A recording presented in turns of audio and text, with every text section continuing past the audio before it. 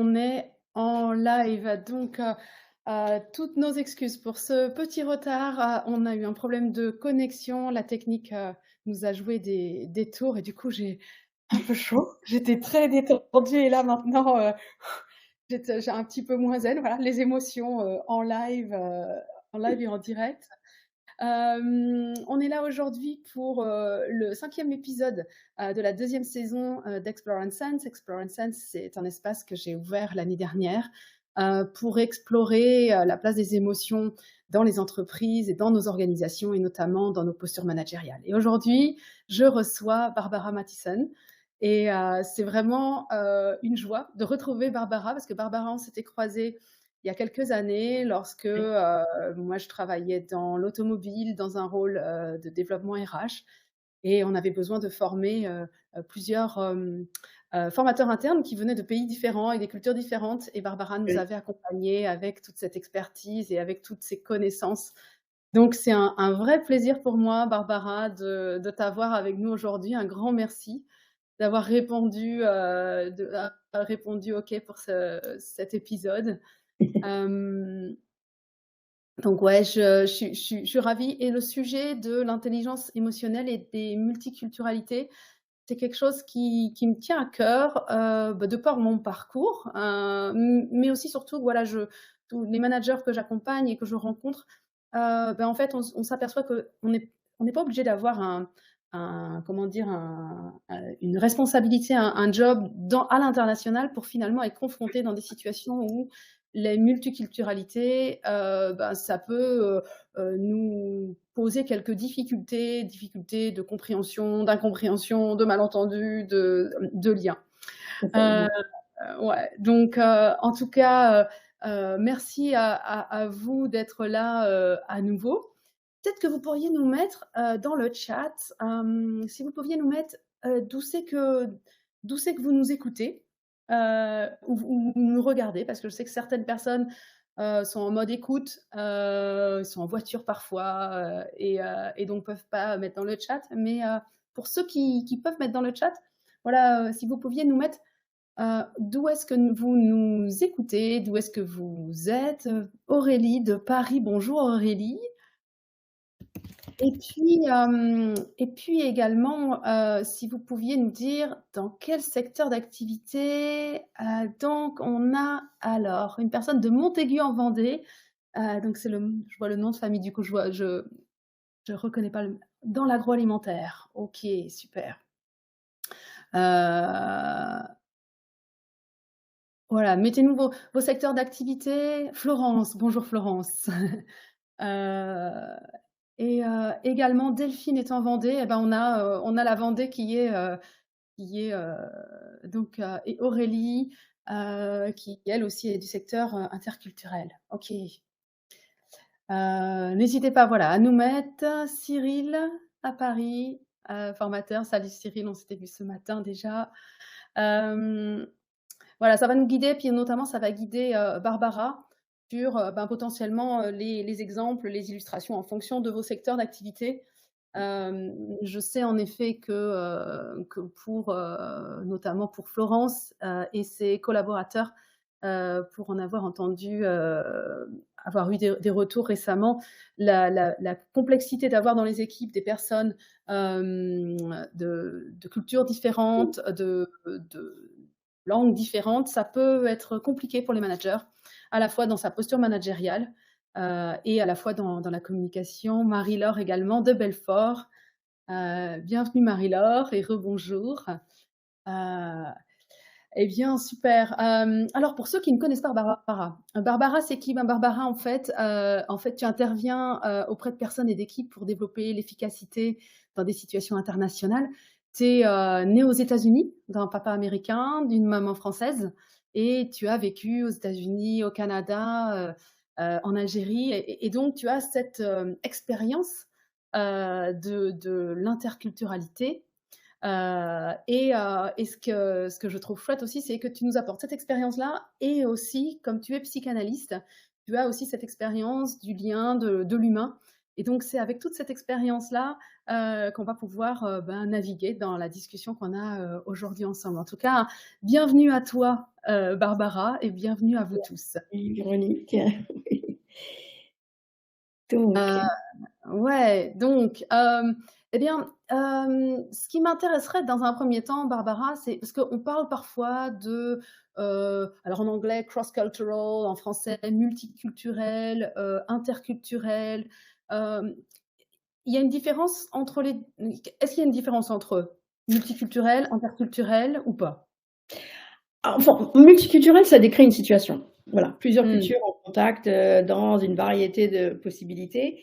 C'est vrai qu'on commence à entrer dans les différences culturelles par rapport au métier mmh, d'interculturaliste et c'est vrai qu'il y a une différence entre, les anglo-saxons aiment bien utiliser le mot cross-cultural mmh, qui parle plutôt d'aller d'une culture à l'autre, enfin. On est dans ce contact, réel et qu'on veut développer, faire mieux et intercultural, qui est le terme que moi je préfère, interculturel, donne plus cette idée d'interaction un peu plus compliquée. mmh. C'est moins, espèce de face à face, donc c'est comme ça que je le vois. Je cross-cultural, tendance à être préféré chez les anglo-saxons et en France interculturel et voilà, il y a quelque chose d'un peu plus lissé dans le cross-cultural. Interculturel accepte la complexité de l'interaction, je trouve. Mmh. C'est comme ça que Mmh. je vois ça. Ouais et c'est vrai que les interactions sont compliquées, en tout cas complexes et le fait de rajouter, une couche de, en tout cas une couche de cultures différentes, ça peut parfois enfermer les personnes dans les stéréotypes et tu me disais en préparation que, pour toi la meilleure clé d'entrée c'était l'intelligence émotionnelle. Qu'est-ce en quoi c'est Complètement. une meilleure entrée? C'est-à-dire que c'est vrai qu'on est passionné, on, nous, moi, je suis passionnée par les cultures, les différences. C'est vrai qu'on peut dire des choses intelligentes et intéressantes, fondées dans un peu le scientifique, hein, sur, les différences culturelles, les Américains peut-être, d'ailleurs les Nord-Américains ou les Canadiens ou les États-Uniens, les Français. On peut dire des trucs utiles, vraiment utiles. Je rencontre des expatriés qui sont perdus et expliquer des choses sur la façon française de manager et cetera, peut vraiment les aider à être plus efficaces. Mais en fait, vite fait, de mon expérience, enfin, c'est souvent une façon, un raccourci de pensée qui empêche de Mmh. penser le réel.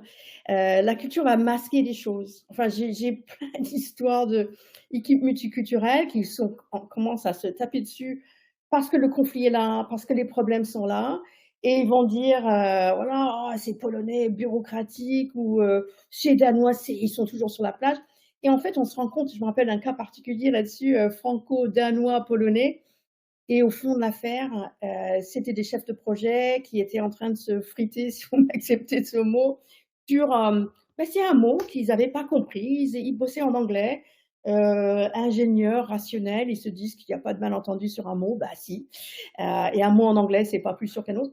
Donc voilà, je trouve que les différences culturelles, c'est passionnant, utile et en même temps, souvent, c'est pas le problème. Le problème est Mmh. généralement ailleurs et quand on fonce Mmh. trop dans cette direction, étiquette culturelle, on perd, on y perd. C'est voilà Mmh. mon avis Mmh. là-dessus. On y perd parce que du coup, on met, des étiquettes, on met des stéréotypes, on met des jugements, c'est ça? C'est-à-dire que le stéréotype va nous servir à juger vite et à nous Mmh. rassurer: «Ah bah oui, je OK. le savais bien, les Américains sont tous je sais pas quoi». Au Mmh. lieu de souvent regarder la complexité de l'humain, de faire la différence entre voilà, déjà le mot culturel nous pose problème parce que là, assez facilement dans l'international, on va penser, France, États-Unis, Allemagne et en fait Mmh. dans la vraie vie, après il y a culture d'entreprise, il y a culture professionnelle et puis même culture d'équipe, quoi. Les gens ont Mmh. une capacité à étiqueter le groupe de l'autre, hein, c'est Mmh. profondément humain, hein, c'est Mmh. neuroscientifiquement prouvé, et du coup, ils regardent pas le fond du problème. Qui est souvent un problème Mmh. de pouvoir, un problème d'argent, un manager qui pas très bon à son boulot. Il y a Mmh. plein de choses qui entrent là-dedans et du coup ça c'est un effet, masque, je trouve, hein, donc Mmh. très piégeant. Ouais. Un raccourci quoi, du Ouais, prêt-à-penser. ouais. Et c'est pour ça du coup que tu dis, ben, finalement la meilleure porte d'entrée, c'est l'intelligence émotionnelle parce que, tu disais voilà les émotions c'est universel, et donc c'est c'est potentiellement la meilleure porte d'entrée pour Pour toi? moi, l'intelligence émotionnelle, donc moi je vais pas dire que ça c'est pas utile, hein, de parler de Mmh. différences culturelles. Il y a des vraies choses qui peuvent rassurer. Souvent, on n'arrive pas à voir d'où vient le problème et quelquefois, il y a des problèmes quand on met des personnes de cultures professionnelles ou nationales différentes dans une même salle de réunion. Ils ont plein de présuppositions qui sont là, qu'ils questionnent pas, d'accord? Mmh. Pour moi, l'intelligence émotionnelle, elle prime parce qu'elle oblige à vivre l'instant et à vivre le relationnel et du coup, voilà, faites-nous conf faisons-nous confiance à nos propres intuitions, pour essayer de comprendre ce qui est en train de se passer, au lieu de se référer: «Ah ouais, j'ai lu quelque part que les Américains sont toujours très à l'heure et sont obsédés par l'argent». Ça va pas nous aider et Mmh. l'intelligence émotionnelle, ça permet aussi et je pense que c'est ça qui est important à dire pour dans cette, articulation que nous faisons là toutes les 2. L'intelligence émotionnelle, ça nous permet, nous, d'écouter nos émotions. Souvent, quand nos émotions sont un peu froissées, je suis un peu en colère, je suis agacée ou un peu inquiet, assez souvent, ça peut être qu'on est touché dans nos propres valeurs et nos valeurs sont souvent culturelles et du coup, ça devient un espèce d'outillage: «Ah, méfie-toi là, il y a peut-être une différence qu'il va falloir qu'on trouve un moyen de mettre sur la table». Voilà, le rapport au temps, enfin toutes ces choses-là, différentes façons le rapport au travail et du coup, c'est là que ça me paraît utile. Et puis voilà, il y a plein de choses dans l'intelligence émotionnelle qui me paraît nous outiller mieux à être efficaces. Heu et puis voilà, le monde change tellement vite, à un moment, la piste différence culturelle, elle se perd, c'est-à-dire que, il y a tellement de cultures sur terre qu'on n'y arrivera jamais. Mmh. Faut bien travailler avec des cultures qu'on connaît pas bien comme les Kazakhs ou j'en sais rien. Voilà, c'est pas très grave, on y arrivera quand même et c'est l'intelligence émotionnelle qui est un outil là. Aussi, l'intelligence émotionnelle nous aide à travailler sur notre ethnocentricité.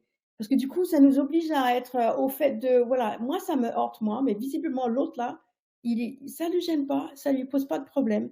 J'ai l'impression qu'il m'agresse, mais peut-être que c'est pas exactement ça.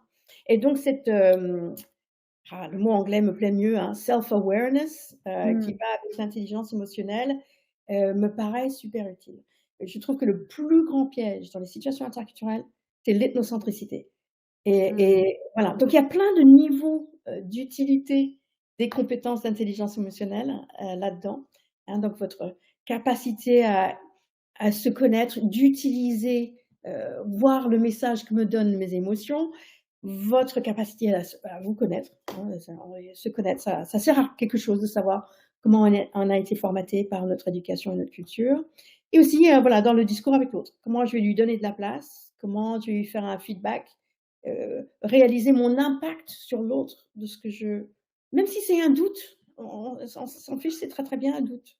Je trouve que ça assouplit, je trouve, la communication. Donc Mmh. voilà pourquoi moi je trouve que c'est super intéressant. J'ai Mmh. rencontré des gens dans ma carrière, mais genre vraiment compétents, anthropologues. Ils ont une connaissance extrêmement approfondie de telle ou telle culture, plus ou moins exotique et quand on les voit à l'œuvre dans des situations de communication, de management, et ben, ils peuvent être carrément mauvais parce que c'est pas la question. C'est pas la question, c'est pas ça qui fait un bon communicant en situation d'interculturalité.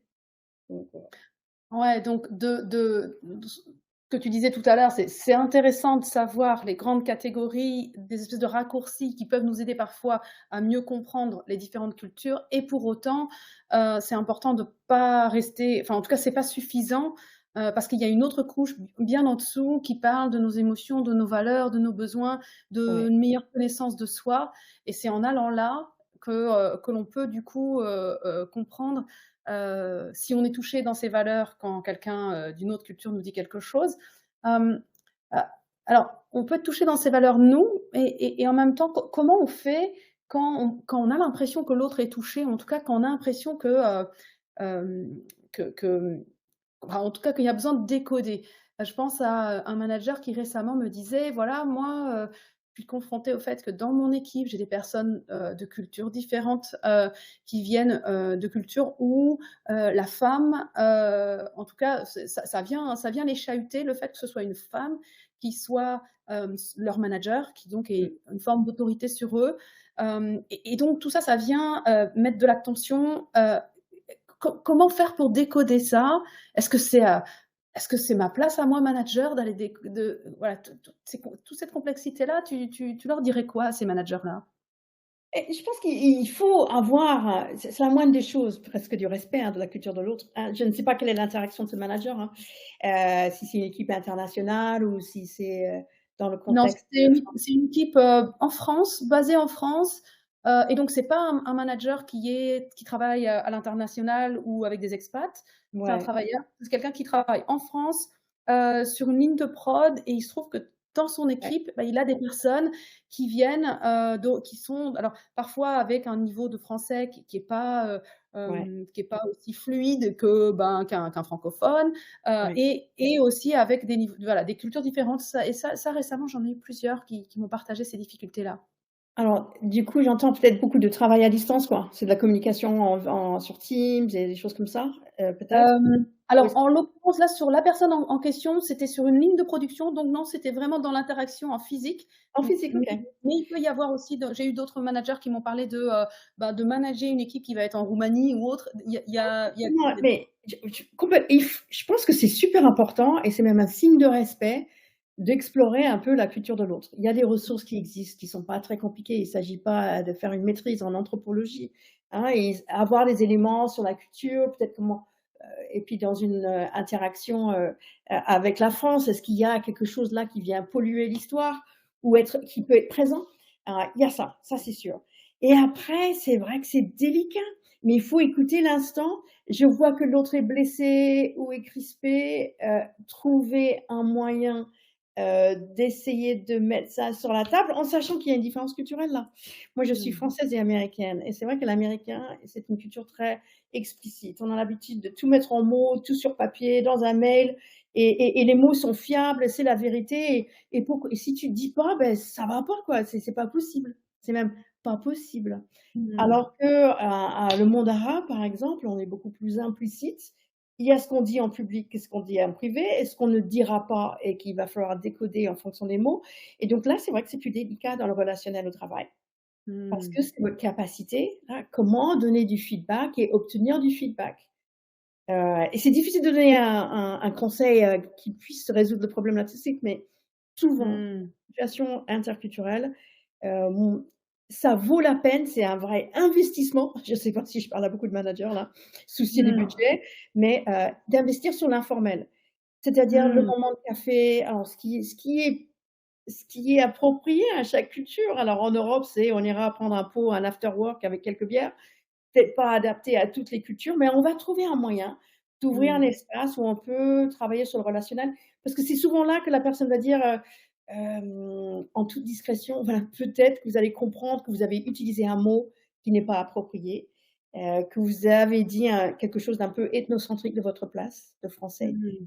Je vais oser le dire, en France, égalité homme-femme, c'est interchangeable, c'est indifférent et puis ça fait partie de notre valeur démocratique.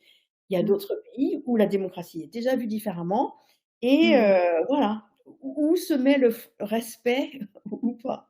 Je me rappellerai Mmh. toujours de cette jeune manager dans une grosse boîte d'assurance qui travaillait dans le Moyen-Orient et qui était extrêmement blessée. Alors moi, j'étais pas là à la scène, mais son interlocuteur, à Dubaï ne lui a pas serré la main, mais a mis la main sur la poitrine. Donc il a retiré sa main et du coup, c'est vrai qu'en France, on se serre la main quoi, Mmh. homme-femme, ça ne se fait pas comme on dit. Alors peut-être que c'était un homme un peu agressif, pas content d'avoir une collègue manager, femme, mais peut-être c'est du respect de la part d'un Moyen-Oriental de pas serrer la main. Donc voilà, il y a des trucs à savoir, un peu s'interroger et quand c'est possible, et ça l'est pas toujours, ouvrir cet espace de communication un peu informel.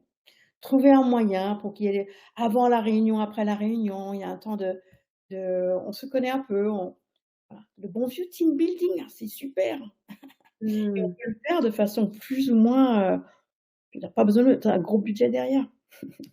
Ça Mmh. ouvre l'espace où les gens peuvent dire, voilà, parce que c'est pas parce qu'on est moyen-oriental qu'on est nécessairement dans le stéréotype de moyen-oriental. Donc ouvrir un espace où, voilà, cet homme-là, notre équipe à nous, ben, voilà comment on fonctionne, comme voilà comment on va nous exprimer entre nous le respect. C'est Mmh. pas forcément se serrer la main tous les jours. On peut trouver autre chose peut-être. Je sais pas, Mmh. c'est un exemple un peu facile, mais voilà. Mmh. C'est pas évident, hein, Ouais. vraiment. Ouais, et j'aime bien dans ce que tu dis, moi ça résonne avec, mon expérience avec les États-Unis, au tout début. Alors moi mon expérience du monde anglophone a été d'abord en Grande-Bretagne, et donc c'est plutôt une culture un peu plus réservée, et puis Ouais, après, j'ai eu l'expérience de l'Amérique du Nord où, là c'est très ça m'a paru très ouais, exubérant. ouais, Et je m'en suis imprégnée. Du coup, j'avais l'impression on a l'impression, en fait, l'impression que ça m'a donné, c'est que tout le monde avait confiance en soi là-bas et tout, ah, et et finalement ça nécessitait d'être décodé, ouais, et moi, de mon point de vue, française, parfois cette impression d'assurance-là, ben, pouvait me déstabiliser, parce que ça pouvait me donner l'impression que ça rentre dans mon intimité, ou que, bah, que ça faisait trop, trop, trop, trop sûr de soi, et ouais, je peux peut-être imaginer que peut-être que, ben, un manager français, avec quelqu'un, d'une culture, arabe ou ouais. asiatique, ça pourrait peut-être avoir ce même effet-là. Je en tout cas, C'est voilà, confu d'aller regarder, essayer de se dire: «Ah bah tiens, mais si je voyais la situation», hem il y a plein de choses dans une scène, hein, d'une expérience qu'on peut avoir, heu, avec une culture et c'est vrai que mmh, notre point de vue de Français par rapport aux États-Unis, c'est un peu, alors je dis «nous» là, hein, nous Français, parce que je me permets d'aller des 2 côtés. Heu, on a une éducation où la bonne éducation, c'est une forme de réserve, où la modestie, c'est être bien élevé. Frimer, c'est un gros mot ici, mmh, et cetera. Donc ça, c'est une éducation française. Aux États-Unis, alors je ne vais pas dire à l'inverse, c'est différent. On valorise, la positivité, le soi, voilà. Mais malgré tout, j'ai envie de dire, n'oubliez pas, c'est un truc culturel, hein. C'est un codage culturel de ça. C'est pas parce que les Américains sont en train de dire que les choses sont awesome et amazing, ça c'est le truc qu'on me sort chaque fois. mmh, C'est pas littéralement awesome and amazing. C'est comme ça qu'on code l'interaction sociale. Il faut que ce soit positif. On va de l'avant et voilà, notre éducation marche comme ça. On aime bien ces mots-là.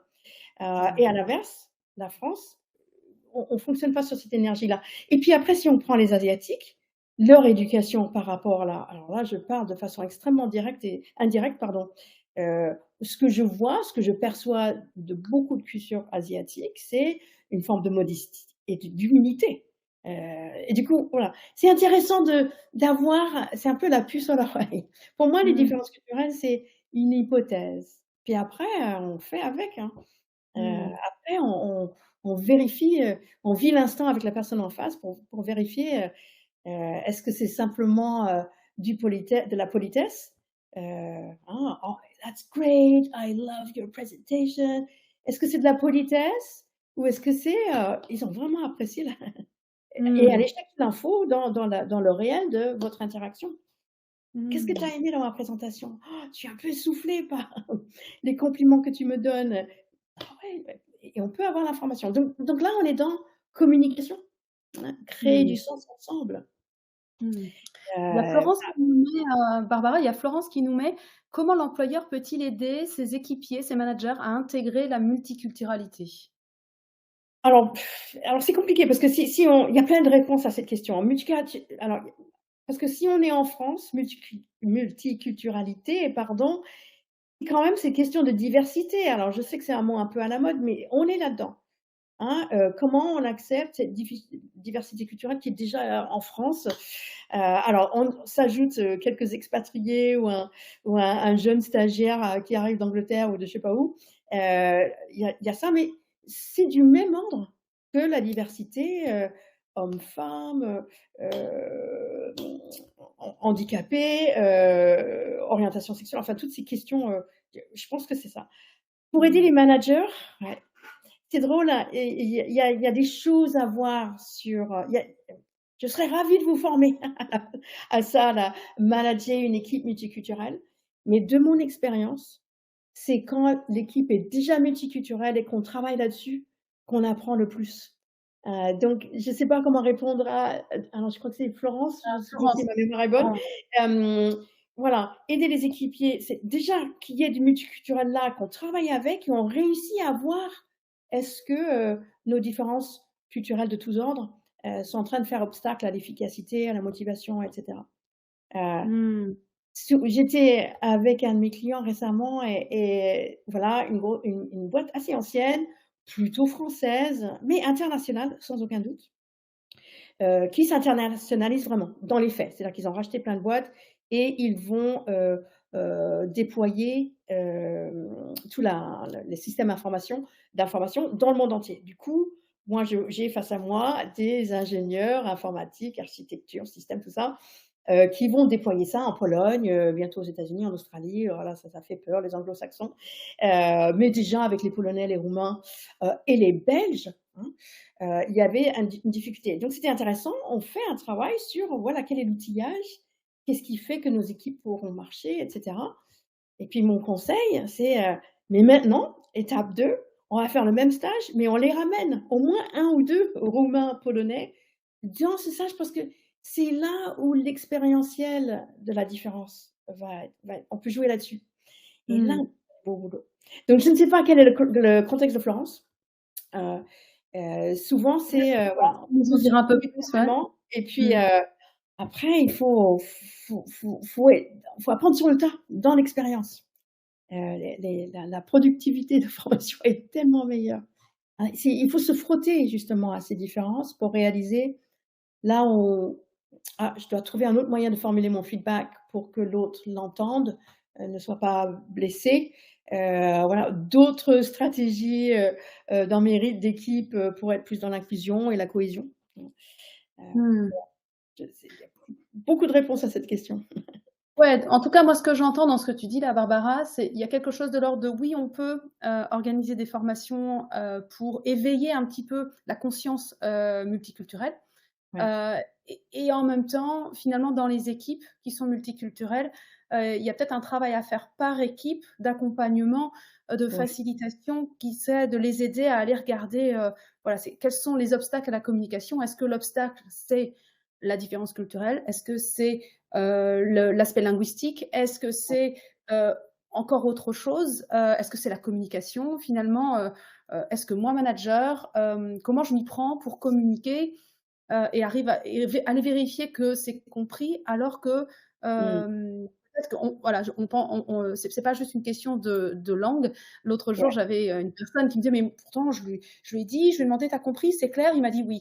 Je dis: «Oui, mais» et je me souvenais en fait d'être intervenue, dans une filiale en Asie à une époque et à l'époque, j'avais pas cette conscience-là ou en tout cas, j'avais mes vieux réflexes français. Je suis arrivée, animer mon workshop et en fait, les personnes en face de moi me disaient: «Oui, mais c'est» j'avais pas compris en fait que, ou j'avais pas conscience que les asiatiques, vis-à-vis de moi, je représentais la RH group, donc ils allaient dire «oui» de toute façon parce que ça qu'ils aient compris ou pas, ils allaient dire «oui», ça se fait pas de voilà, de dire qu'on n'a pas compris. Et donc pour moi, la clé, elle est finalement, autour de quelque chose qui est dans la posture de manager de toute façon, qui est finalement que comment je vérifie, que la personne a compris, comment je fais reformuler, pour aller comprendre, ce qu'il a compris, comment je vais, voilà, utiliser tous ces outils de communication qui Ouais. qui qui seraient utiles après avoir été, formé ou en tout cas, avoir eu un temps de développement de conscience, sur l'interculturalité. Ouais, alors c'est sûr que quelquefois, donc cette entreprise avec laquelle j'étais il y a quelques semaines là, c'était voilà, j'ose dire le mot pas encore mature, quoi, c'est tout nouveau. Mmh. Donc un temps de sensibilisation, parce que j'avais des gens adorables, plutôt bons managers, dans une équipe puis, voilà, des différentes équipes qui décrivaient, il y en avait plusieurs qui se passaient très bien. «Ah oui, les Roumains, ils sont super, ils font toujours» et puis même ils parlent un peu de français, donc c'est génial. Bon, heu, mais au fur et à mesure, ils ont réussi ils ont réalisé, donc voilà un peu l'objectif dans ce cas de figure, sensibiliser à il y a peut-être des moments où j'ai cru que tout le monde m'avait compris, mais non. Et du Mmh. coup, j'en fais. Donc ça c'est des moments intéressants. Un des moments très émouvants de ma carrière, j'ai fait ce travail-là à l'hôpital accueillir la passion. C'est vrai qu'en France, il y a beaucoup de communautés, de cultures. Donc c'était un stage, assez classique et donc moi j'étais sur la phase, voilà, l'accueil du patient d'une culture autre et cette, femme, cette infirmière d'origine, alors je sais plus si elle était antillaise. Tout d'un coup, ce langage que j'utilisais un peu à dessiner où peuvent se cacher les différences culturelles, elle dit: «Mais c'est la première fois qu'on parle de moi» et c'était passionnant parce que voilà, la France unie, une, républicaine et cetera. Quelquefois, il y a des points aveugles, qui empêchent de voir les différences et simplement le fait de décrire là où peuvent se cacher les différences culturelles, cette Antillaise était, elle était même touchée, alors qu'on était en train de parler des patients qui pouvaient être, voilà, qui par l'appel des primo-arrivants, qui arrivent en urgence à l'hôpital. C'est elle qui a été touchée, voilà, en sentant que, voilà, la différence culturelle, ben, moi aussi, je fais partie de ce langage-là. Donc ça, c'est voilà, il y a des moments comme ça dans les vies des formateurs qui peuvent être assez touchants. Donc Mmh. sensibilisation, c'est sûr. Et puis, dans certains cas, il faut. Dans beaucoup d'entreprises que je vois, voilà, l'international est là déjà. Je veux dire, tout le monde y est, au moins par quelques mails ou des coups de fil. Et puis après, il faut travailler. Oui, je suis quelqu'un de bien. Non, je suis pas ethnocentrique. Comment on fait? Notre projet est en retard. Donc comment on fait? Quelles sont les pratiques qui sont de l'ordre cohésion, bonne communication, heu, management aussi, hein, Mmh. pour que, les équipes atteignent leurs objectifs. Tu parlais de feedback tout à l'heure, Barbara. Heu, dans le feedback, il y a 2 choses, c'est comment je prends soin de la manière dont je vais, donner de l'info à l'autre, quelle est mon intention quand je la lui donne, Oui, et finalement comment il va le recevoir. oui. J'ai la sensation, moi, que lorsque l'on est dans une interaction avec des cultures différentes, heu et au moment où je dis ça, je me dis: «Ben, enfin culture, oui, mais en même temps, quand on est tous de cultures différentes, Oui, c'est finalement». Donc au moment où je me dis ça, je suis en train de hijacker ce que j'allais dire. En tout cas, il y a une difficulté enfin, entre, voilà, comment je prends soin du feedback que je vais donner et comment je peux, prendre soin de la manière dont ça va être reçu, hem, quand on vient de cultures différentes. pour moi, la situation de feedback, que ce soit managérial ou entre équipes ou, voilà, tu as pas fait le boulot que tu t'es engagé à faire. Comment on se dit les choses, ça engage l'interpersonnel de façon très, très forte. C'est-à-dire que, Mmh. quelle que soit la culture, même si on a envie de dire que c'est plutôt les asiatiques, toutes les cultures, ça engage la notion de face. Comment je vais avoir l'air ou comment je vais donner de la face à la personne qui a fait une erreur et comment voilà, ne pas l'insulter, ne pas le toucher et donner de la face, prendre de la face, tout ça c'est super important et extrêmement délicat. Donc j'ai le soin donné à ça, est vraiment important. Donc évidemment, on peut dire des choses en termes de différences culturelles là-dessus, avec certaines grilles d'analyse. Mais d'un autre point de vue encore, c'est cette capacité à donner du feedback et recevoir du feedback dans une équipe qui va faire l'efficacité de cette équipe multiculturelle. Mmh. Les équipes qui sont un peu, «Ah tout va bien, on s'aime bien, ils sont adorables», peut-être, mais il faut qu'il y ait quand même une ambiance, on puisse dire, voilà, mais là ça a pas été. Alors comment je vais le dire dans des cultures qui sont plutôt implicites, qui sont dans une logique de l'honneur? Il faut que je trouve des moyens quand même et ça se complexifie et il y a pas de miracle non plus.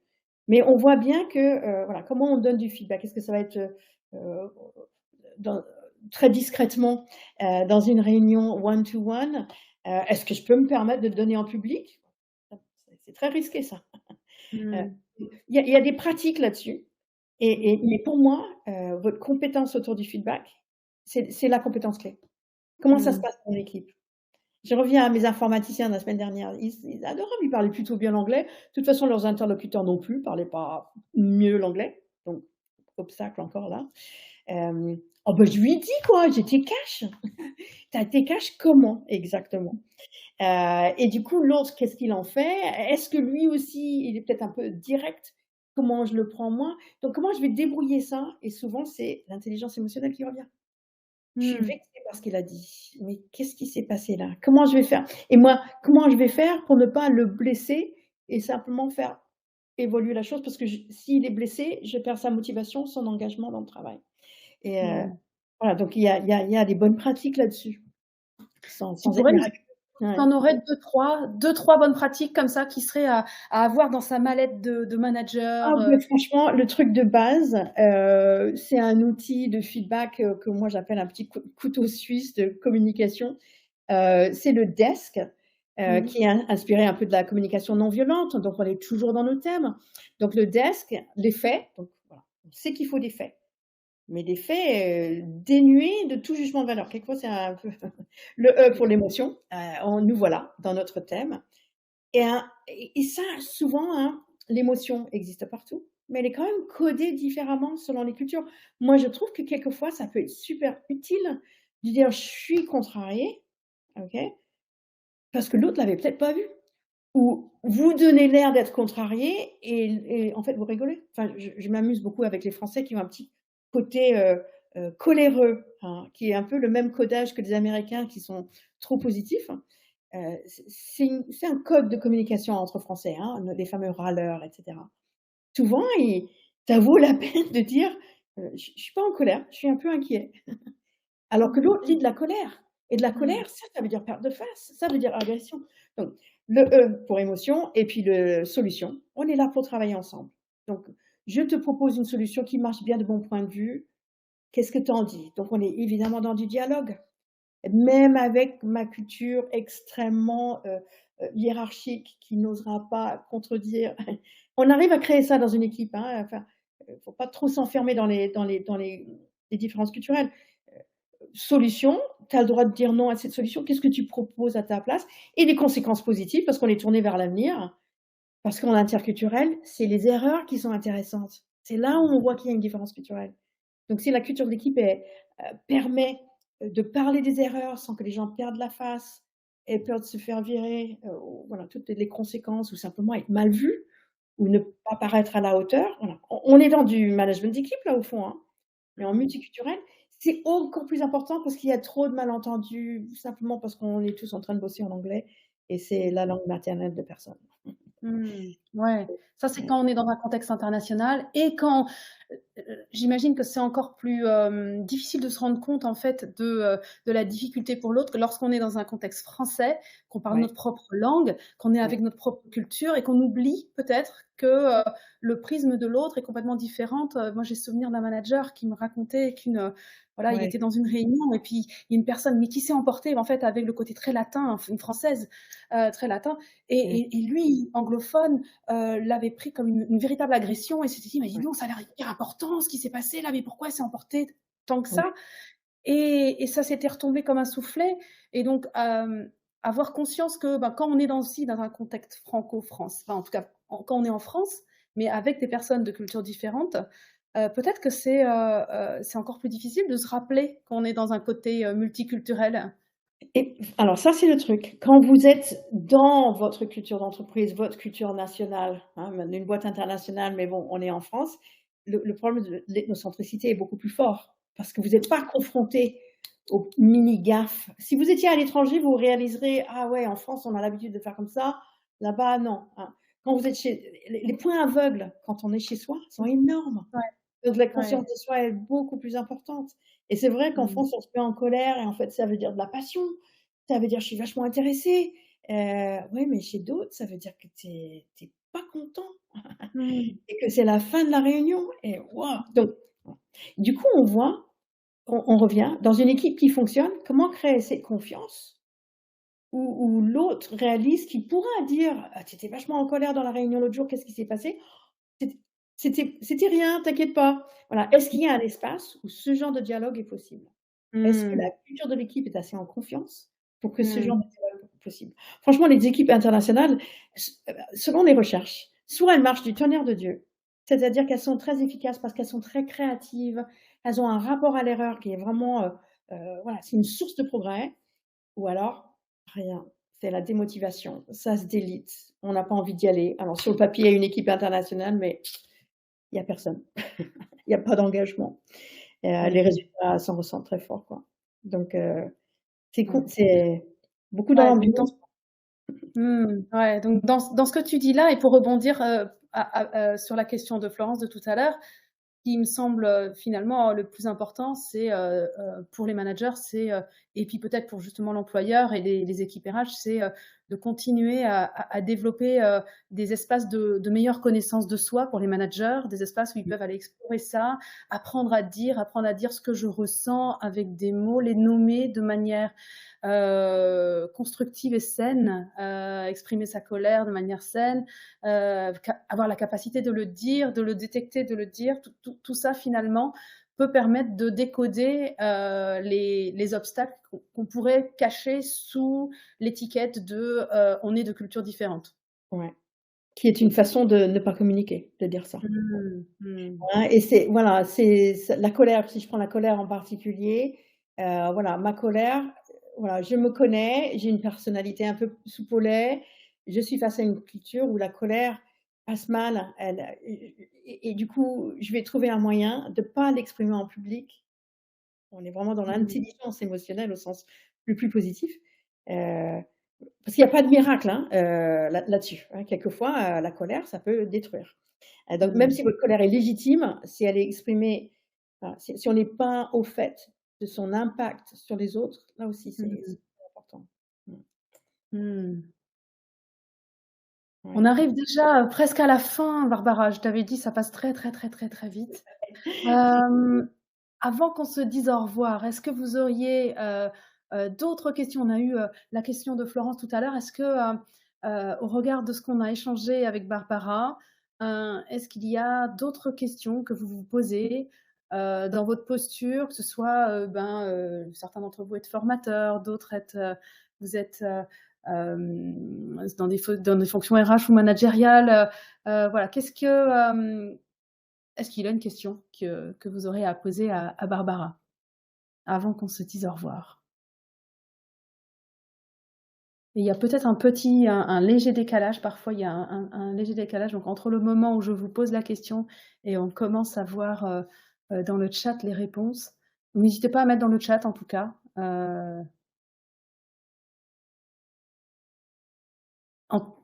en attendant que ça vienne, en tout cas que vous laissez le temps de répondre, je vais vous remettre dans le chat également, hem, si vous souhaitez, prendre contact avec Barbara, donc vous avez là pour suivre toutes ses actualités et j'ai écrit Brabara. Mon dans j'ai écrit j'ai mis un R dans le mauvais endroit. Excuse-moi Barbara et ça vous permettra de contacter, Barbara, d'aller sur son site internet également pour voir, ses actualités, et pour pouvoir la contacter si vous souhaitez, accompagner vos équipes, sur tout ce sujet-là qui est à la fois un sujet, on a bien vu, hein, que ça va au-delà de sensibiliser et d'accompagner les équipes, à l'interculturel.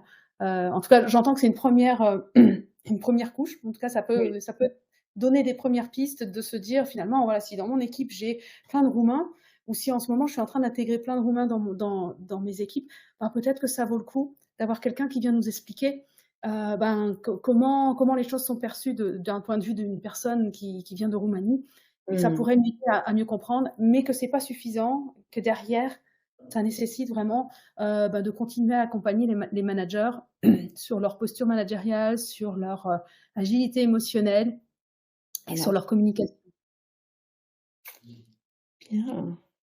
OK. Et bien, je ne vois pas Voilà, j'ai de sidéré tout le monde. Bon. pardon?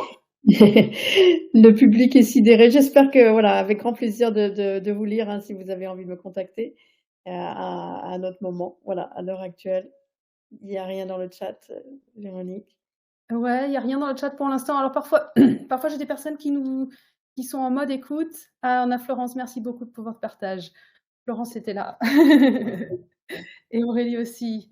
C'était Bonjour Aurélie, je très connais clair, Aurélie. Barbara. Super. Et c'est vrai qu'en fait, moi je trouve que cet échange merci beaucoup parce que ça permet de mettre le doigt sur le fait qu'on est vraiment sur un sujet très complexe.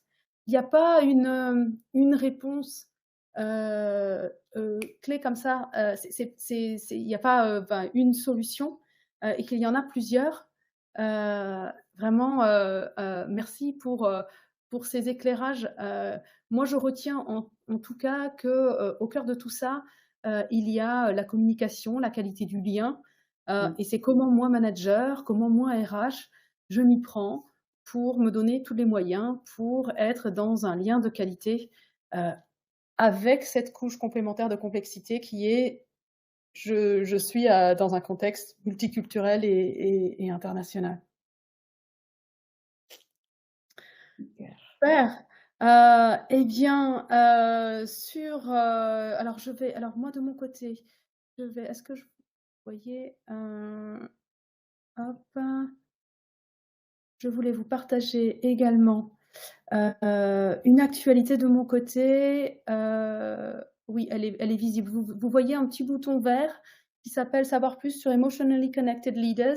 Je lance un programme de coaching collectif à partir du mois de novembre et je suis actuellement en train de constituer un groupe de managers et de RH, qui seraient désireux de travailler justement sur, leur agilité émotionnelle pour gagner en authenticité dans son leadership, gagner dans la qualité des liens, avec soi et avec les autres. Donc si vous voulez en savoir plus, n'hésitez pas à cliquer sur, le petit bouton vert qui apparaît, sous l'écran, et qui vous donnera un petit peu plus d'infos. N'hésitez pas non plus à revenir vers moi si vous avez des questions.